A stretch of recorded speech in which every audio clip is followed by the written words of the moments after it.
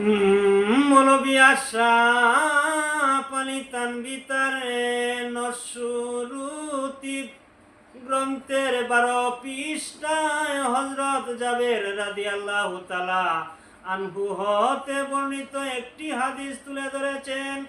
তা হলো, হযরত জাবের আরজ করলেন, ইয়া রাসূলুল্লাহ, কবে আপনি নবী নির্বাচিত হয়েছে?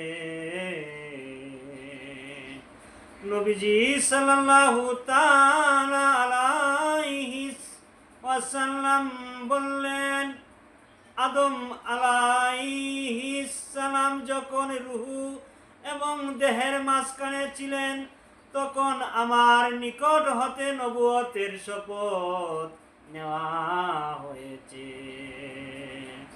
তিরমিজির মধ্যে হযরত মায়েসারা বর্ণনায় এভাবে এসেছে যে, আদম যখন কাদা এবং পানিতে মিশ্রিত ছিল, তখন আমি নবী ছিলাম।